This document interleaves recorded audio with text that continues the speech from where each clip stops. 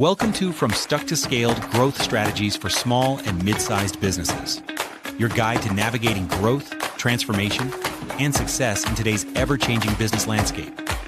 Each week, we'll dive into proven strategies, real-world case studies, and actionable insights designed to help small and mid-sized business owners scale smart, lead stronger, and grow faster. Let's get you unstuck and on the path to sustainable, scalable success. Now your host, Julio Gonzalez. Welcome to another episode of the From Stuck to Scaled podcast. Today we dive into a critical and often dreaded aspect of leadership, hard conversations. While a company's strategy might look solid on paper, many stall not because of flawed plans, but due to leaders shying away from the challenging discussions that foster accountability, trust, and performance. In this episode, we explore how avoiding these tough dialogues can silently cap your company's growth and disrupt its culture. Our conversation will reveal why even the most highly performing leaders hesitate when it comes to crucial feedback and instruction. Tucker Miller is an executive leadership coach, keynote speaker, and author with over 35 years of diverse experience in law, human resources, sales, and corporate leadership. She's on a mission to revolutionize how leaders approach critical conversations that drive growth and accountability. With her unique insights, she highlights the often overlooked impact of difficult discussions on company culture, trust, and performance. Tucker delves into why many capable leaders shy away from these essential conversations and the long-term repercussions of doing so. Her practical tips equip founders and business leaders to foster better communication and navigate the complexities of team dynamics effectively. Tune in as we explore how to embrace these tough conversations and unlock the true potential of your business. So let's welcome Tucker to the show. Tucker, thank you so much for coming on From Stuck to Scale. It's wonderful to be here with you. Thank you for having me. Tell our listeners a little bit about yourself and your business. My name is Tucker Miller, as you said, and I am the owner and founder of Onward Leadership. I provide training and primarily executive coaching for senior leaders, but I work with all leaders and business owners to help them be better leaders. And the big thing that we're talking about today is difficult conversation, something that is difficult for most people.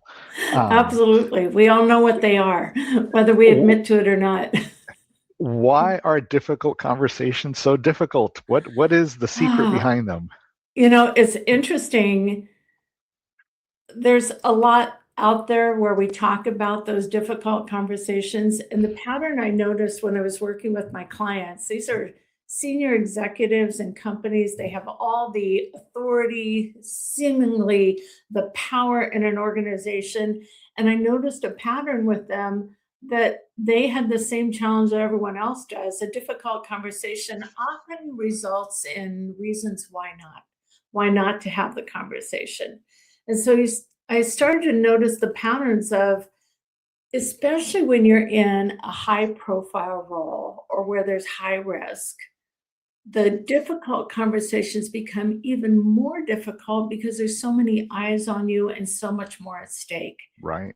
So why do we have difficult conversations or avoid them? It always comes down to some element of fear. And people might articulate that fear differently. One of my favorite reactions from a client was, I just don't have time for the conflict that I know for a fact will ensue if I have this conversation. And the difficult conversations usually are made more difficult because we simply walk away from them rather than stepping into them. So we have difficult made more difficult by avoiding it altogether and hoping, praying, magically thinking that it'll just get better if we don't talk. For me, part of the difficult conversation is the conversation that goes on in my head. 100%. Because I am working myself up and, this is going to be a terrible conversation with Tucker and she's going to react negatively. And then, we might have the conversation and it's a normal conversation. Yes, it may have been a challenging conversation, but it was so much more about the buildup in my head than the actual conversation. That is exactly the issue. And it's so funny to start to break it down. Well, what are you afraid of? And I don't care who the person is, it always comes down to I'm imagining it's going to be worse for having the conversation. And so we all have that sort of primitive part of our brain that wants to avoid any signs of danger. And I think some of what happens when we anticipate there's going to be some element of danger, we start building it up even more so. So that narrative in our own mind is oftentimes the biggest barrier. And then we come up with all the excuses, the reasons, the logic for why that's true, as humans do. But when you start to work backwards, is that really true? How do you know it's true? What are you willing to experiment? And so that was one of the things in working with my clients. I wanted to figure out what's a solution to this, because we can all relate to it. What's the solution for getting past that narrative that we build up? Because spending time thinking about the narrative only strengthens it. So I had this idea that if we could make it fun and gamify it a little bit, we could then do the part of our human brain that we really like, which is to solve puzzles and problems. I'm a New York Times puzzler. A lot of people are. We like the dopamine hit when we solve something. And so I started thinking about what's the way to simplify this whole thing to get past the fear and into the fun of solving something. And ultimately, I came up with a strategy and wrote a book on it. It's either so simple it's idiotic, or it's so simple it's genius. You pick whichever one you want. I decided to lean into genius because I saw it result so effectively with clients and with family members and community members as well. And what does that problem solving look like? How does that work? I'm going to tell you what it is. And it's going to seem so simple. But before I get to that, let me share the moment of inspiration, if I may. So during the pandemic, I was hiking a lot in my neighborhood. I had all this time on my hands while we were waiting to see what would happen. And I was thinking a lot about how do I break this down and make it so easy people cannot not have the conversation. And I remembered this game show that I used to watch when I was a kid. And I think there's a newer version of it. I haven't seen it, but it was called Name That Tune. And invariably in that show, there would be a segment where they would describe a bit of a tune or a song. And then the competitors, the contestants, would vie back and forth. Well, I can name that tune in 8 notes. I could name it in 7 notes. And I started to think, hey, is there some element of what's just enough to start a conversation, but not so much that people tune it out and aren't listening anymore? How can we simplify it? So I came back and I talked to my family about this, and I started to listen very specifically to conversations that were working and not working. And it turned out there was a sweet spot. And that sweet spot was 4 words. 4 words. So that's the name of my book. You're the first 4 words. The first 4 words are just enough context, just enough to get started, but not so much that you talk yourself out of it. And it's so simple that you're like, I don't even know if this is going to work, but I'll try it. Or I'm convinced it won't work. I'll show you. I don't care what people's explanation is for why they try it. The fact that they try it is the moment where the conversation starts. So oftentimes the question is, well, why not 5 or 6? Well, it might be a conversation that needs more context. 5 or 6 is fine. It's not a rigid rule, but it's a strategy to get us away from the lizard in the back of our head and into our prefrontal cortex and start having the conversations without talking ourselves out of it. So the first 4 words. So what are the first 4 words? I love that question because I always get that question, like, what's the script? What's the first 4 words? And in my book, I have a lot of 4-word phrases that could work for a variety of situations. And that's where it's not a script, it's a strategy.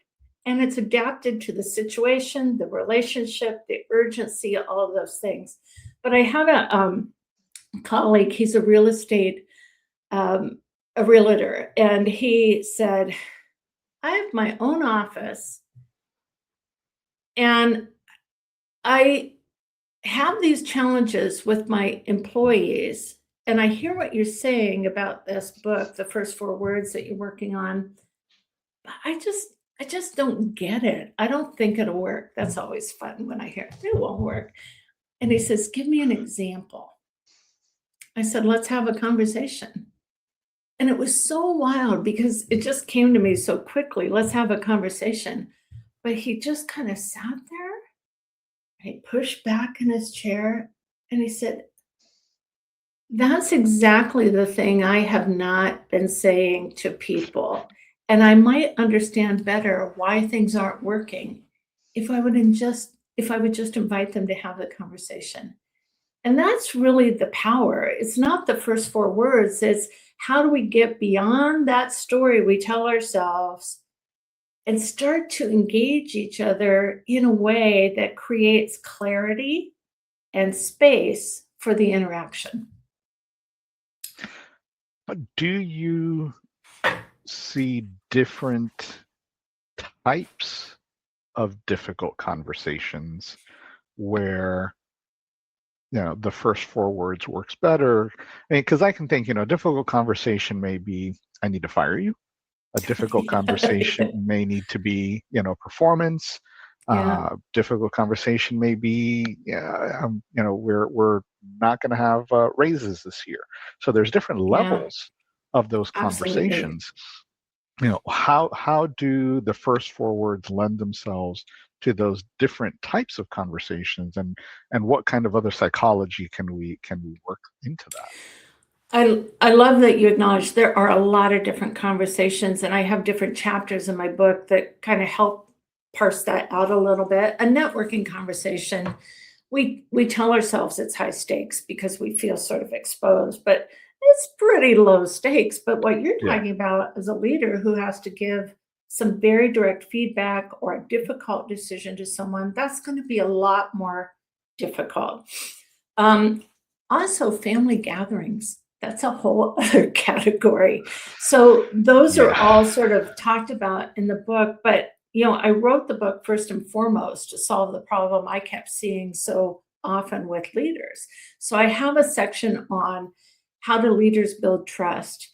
What are the 4 kinds of conversations that leaders need to be particularly aware of? And what are some ready-made phrases that they can put into their toolbox so that not only how do I start the conversation, but, I was think about, well, the next book will be my next 4 words, what's the next thing that I say? And I think that's the piece that people are often afraid of. Once I get it started, what happens next? But it's really shortening up your dialogue enough that you're creating space for the other person to respond, and you're creating space for you to intentionally listen to what does need to happen next. So that is a difficult conversation to say, we need to talk about your performance. I need to fire you, and here's why. It may need a little bit more context for the person to understand, but I will tell you, and my background is as an attorney. I was a practicing attorney. I'm still licensed to practice. I choose not to. I want to work with leaders. I've been in HR, and consistently in the experiences I've had, when leaders really mess up, it's when they get so caught up in all their feelings and explanations that they're just babbling in the worst possible ways. So one of the goals is if you just shorten it up and let the person respond. When you're coming to a decision to fire someone because of their poor performance, that's where natural consequences have stepped in. You've given them the tools, you've told them what's expected, and it's not resonating. This may be the best give you can give a person, is to not drag it out, but to give them the clarity about how to move forward. Which I see you nodding. There may be a question here, but I want to highlight quickly. It's it's also critical to think about the tone of the delivery. So nothing in shortening up the words means that you deliver less compassion and empathy. Absolutely. Yeah. Yeah, I was smiling because you touched precisely on where I was going. I don't have a problem terminating someone's employment because by the time we get to that point, I've coached them and Yes. written them up and like you said, given them all of the tools, and at that point they have fired themselves. So I have Yeah. no issues having that conversation. I'm very sorry. We've had these conversations, you've had these opportunities, and this is the end of the line. And like you said, being compassionate about it. There's no need to say, you're a dummy that you didn't do this thing. Right. It's not about that. Um, so terminations for cause for me have never been a challenge. The most difficult conversation I think I ever had was laying somebody off Mm. because that one wasn't their fault, right? The company wasn't doing well. It was a mass layoff, and I had to go and talk to 8 of my employees and say, this is what it is. This was 2009 during the whole financial Yeah. crisis, and I was practically in tears because I felt so bad. Yeah. So how much of the difficult conversation is that level of confidence that I've done everything versus an uncertainty about the message I'm delivering? This is such a good example of why there's no script because it's going to be very situational. And your example of when you're firing someone is made easier because of the diligence that you put into the coaching and Right. the communicating expectations. And so that makes it easier. I think this is a decision out of my hands. I'm delivering the message, and I hate that this is the message. But the reality is the company is not doing well. And we have, hopefully, you have benefits that you can offer and extend to them to get the person looking to their next future, the next day. So there's always going to be that moment of grief. But I think where I've seen the mistakes made, as I've said, is when people get so caught up in their emotions about how it's hitting the other person, you're no longer showing up as the leader. You're as a leader, you have to deliver the message. That's the role. And whatever you need to do to reconcile that might be your own business. It doesn't happen with your employee, you know? Absolutely. The first 4 words work for those self-coaching moments as well. And so, how am I gonna walk in? And the planning, the strategy around delivering a message calmly, clearly is part of what I'm talking about. But it's not just the script, it's how do I wanna show up in this that will help them understand and move forward better? You're listening to the From Stuck to Scale podcast, and we're speaking with Tucker Miller about difficult conversations. And I want to move on to a couple different questions, but this one keeps popping back into my mind, and I don't want to let it go. One of my favorite business books is The 1 Minute Manager, and I have a bit of a challenge with the sandwich approach to feedback. You're a great person. Your work sucks, but you're a nice person. Yeah, That doesn't quite jive with me. I'm What with are you your on thoughts that. on that? And what's an alternative, to that kind of feedback? I think that we've all heard the various types of sandwiches that, that Right. you're referring to.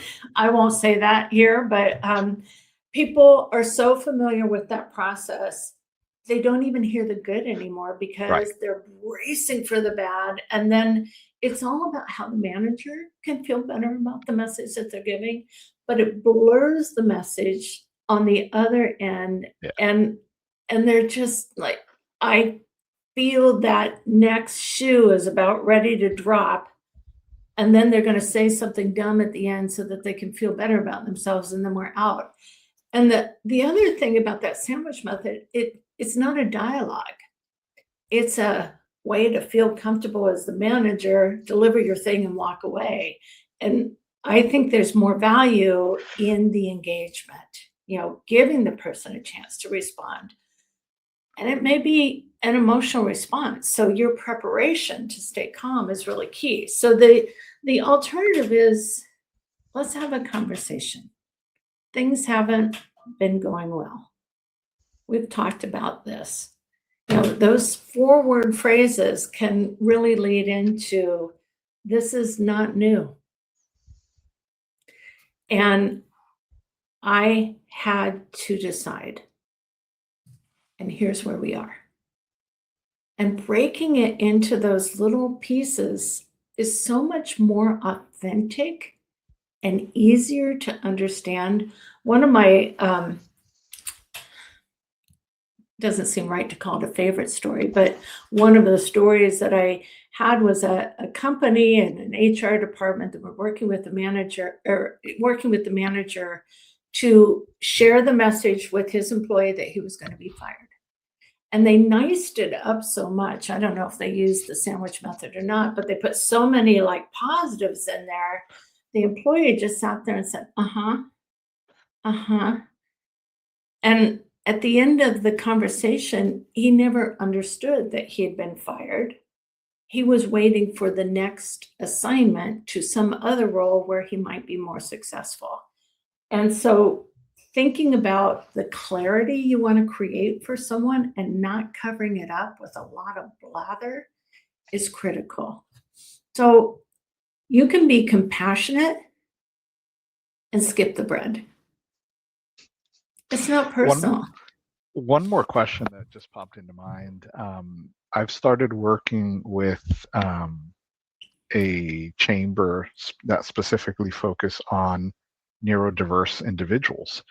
So, there's more and more diagnosed neurodiverse adults, definitely in the workforce. Have you run into any conversations on, coaching leaders on how to work with neurodiverse individuals? I have, and I've also talked with parents of children who are neurodiverse. How do we advocate for them? And it's so similar to a leader working with a team member. You coach and provide information clearly, succinctly, and you go in prepared. And I think where people sometimes get off track is they get caught up in the frustration or the animosity sometimes. And all the person on the receiving end hears or sees is this high level emotion. And when you're working with neurodivergent people, that is not necessarily understood in the same way that you might intend. And so the more you can come in control of your own emotion, having worked your process before the conversation rather than coming in high level of frustration, the greater level of clarity and engagement you'll get, whether it's speaking with a principal or an employee or a member of the chamber. So Tucker, when you go into a client, presumably you go in originally from a pure coaching perspective, and as you assess, you start noticing patterns. What are some of those early warning signs that you see in the leader or coming from people in the business that you say, we need to have a difficult conversation? Yeah. Well, one of the things that happens so often is you have someone stepping into the next level up. And so, we've all heard about imposter syndrome. I go back and forth about what I think about that, but they want to feel more confident in the role. And that lack of confidence causes them to pull back a little bit. So oftentimes people will say, I need the coaching to be more so I can be more confident. Yes, and maybe not so much. Confidence comes as a result of repeatedly doing the things that stretch us to where suddenly we look up and we feel a lot more comfortable and confident. What people need more of is resilience. I'm willing to make mistakes, learn from them, and get better. So when I work with leaders who are new in these roles that are stretching them, what I see are patterns of shying away, softening the conversation, blathering, and wanting to not be micromanaging. So they sort of put it out to the team. They let it go too far. They let it go too far, but they want to be well liked. They want to, and it's like people need you to show up as the leader with the strategy, and you can invite engagement, but they need to know what you're thinking so that they can respond. Otherwise, you've got the tail wagging the dog the whole time, and they're not going to be following. So there will always be a leader in every group, maybe more than one, but it may not be the person who's sitting at the head of the table. So it's critical that they learn through repeated effort how they want to show up, what they want to experiment, trying. And it's so funny. They're the people who benefit the most from, if you could solve it in as few as 4 words and share the strategy in as few as 4 words, or get the meeting started in as few as 4 words, what would it be? That one piece calms everyone down, and you start thinking about how you want to show up. And ultimately, confidence, that byproduct of strategically putting yourself in places where you're uncomfortable, it comes along behind.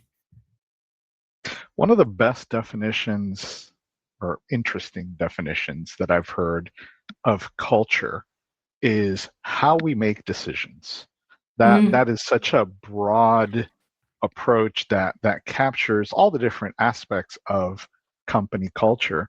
So continuing with that leader that is just stepping into a role, maybe not making effective decisions because they're trying to be too nice. How do you see culture being impacted by the inability to have those difficult conversations? You know, I like that definition of culture. I think you can see the culture, you can feel the culture of an organization sometimes just stepping in. You know, is this a place where I can speak up? You can start to feel whether or not you have that. And I think you see the culture by the behaviors that are repeatedly showing up everywhere you go. And there are many cultures that are created within a team, a small team, but there's the larger macro culture that you see. And I think it's a challenge worth taking for a leader to think, what's the culture I want to create on my team? Also acknowledging and how will it align with the larger set of values that we have in the organization. So I may want to make all the decisions, but if the pattern or culture is we're going to be consensus based, I might want to modify that a little bit to make sure that I engage peers in part of their decision making. But that clarity that we start with the team sets the culture on that team. And I think the place where people get into trouble a lot is they start to get kind of lax. They get to know people, they're relaxed around them. I had an HR manager who called me one time and she said, I didn't know what was happening with me as I showed up to support a team in this very well-known organization. But my colleagues saw that I was becoming like the team rather than showing up, leading the team in all the right ways. I've now lost so much credibility with this team. I need you to come in, get a level set, and then we can move forward. But being mindful of the culture and that it's showing up not just in how you're making decisions, but the behaviors of the people around you. And do you like your results? If you don't, you got to make a change. And it's interesting, so often leaders come to me because they have complaints about their team. I go, come ahead, we'll talk about the team, but first we're going to talk about you. How are you showing up? Because that really sets the tone with the team. You touched on this slightly. One of the things that I think leaders, let's say, founders or CEOs struggle with is it's lonely at the top, right? And I think that's where some of that becoming more lax and the blurring of the lines comes in. And I think it's important for leaders to have someone like you to be a sounding board and have someone to talk to, kind of thing. But there's opportunities for those leaders to have conversations, with peer groups. What is your recommendation to leaders along those lines? Well, I think you captured it. They do need a safe place, a sounding board to talk about all the things that they might be feeling, noticing, and thinking. And a lot of times they default to their HR leader or another leader. Understandable. It doesn't necessarily lead to the best results. So Right. having an outside perspective, a safe place to go is key, and then they can show up leading their team. And if you are a leader who's been brought in at that CEO level, that's easier because you don't have the kind of history with these people and you're building it. So you can be directive. But if you're someone who's worked your way up the ladder, or you're the business owner who's nurtured and developed these people, and you like to take pride in the fact that we're just one big happy family, it's going to be harder to keep yourself at arm's length. And having an outside coach might help to identify where do I need to give myself a little bit more space so that I can be trusted by everyone in the organization, not not being evaluated by my alliances or perceived alliances with a few people. That really that's such a good question because it will destroy trust throughout the organization, even if it's a relationship with only one or two people. Yeah, and you mentioned the word family. I do some subcontract work with a friend, and I've told them, it's a smallish company. It's about 15 employees, and I've told him you need to stop saying we are a family, and you need to stop Yeah, constantly referring personally to me, because we've known each other for so long. I am just, in this case, another employee in your organization, and with that constant, reference to me, yeah, you're creating, animosity, among the rest of the staff, that's right. because here's this guy who's not even a real employee, and he's And the he's one getting that the CEO preferential goes to for treatment. everything. Yeah. Yeah, So that to me is a huge challenge, and I've mentioned it to him a couple of times, and he's toned it down. But it's one of those things that the first couple of times I cringed, and because I know better, and it's like I needed to have a difficult conversation with yeah. him about this. And we've had a couple since, but that's what came up when you mentioned family. I think the Um, most difficult companies I've worked in have been the ones where we're all just a family because, and we all know what that family experience is like. Sometimes it's not that great. And we forgive a lot of bad behavior because we're blood. But then when you start taking it to the workplace, uh, here's where we're going to make exceptions for this person, but not this person. And, all best practices around equal fair treatment kind of go out the window when we start thinking, well, that's Gramps. We're just going to let him do the way he does, but we don't expect you to behave that way. It right. just doesn't work. Doesn't work. So that's very good advice you're giving him. So, Tucker, what is one thing you would tell a leader to stop doing or saying, today immediately, to kind of break that chain, of what they're experiencing from a communication standpoint? The first place to start is what's the conversation I'm afraid to have? Because that is the game changing conversation you need to have. And lots of times it's sometimes with a spouse, sometimes with a teenager. You can practice these conversations with the people that love you the most. That's fair. But for a leader, it's that one employee that just bugs the heck out of them. And thinking about, why am I not having that conversation, and what might happen if I did? That could change everything for the better for that person and for you. So a little self-coaching goes a long way. That's awesome, and that was a great tip. Are there any other tips that you would suggest for our listeners that they could implement today?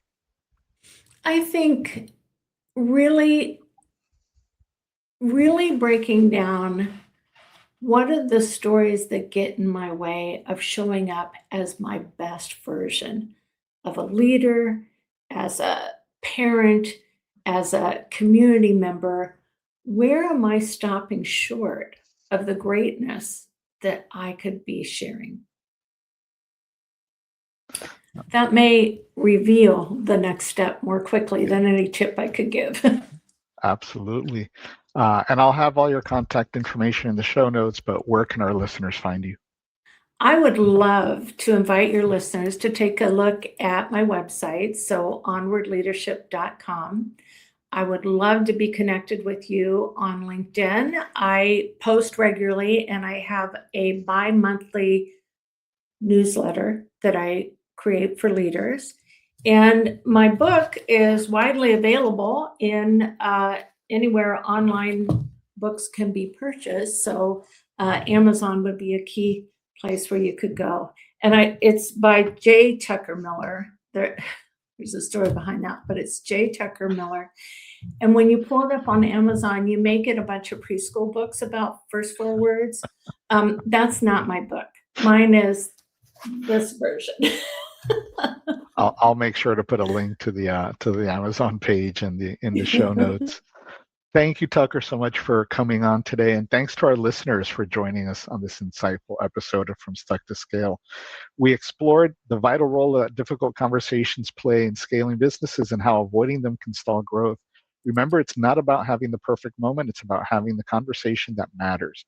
As leaders strive for clarity, embrace the uncomfortable, and build the culture of trust and accountability.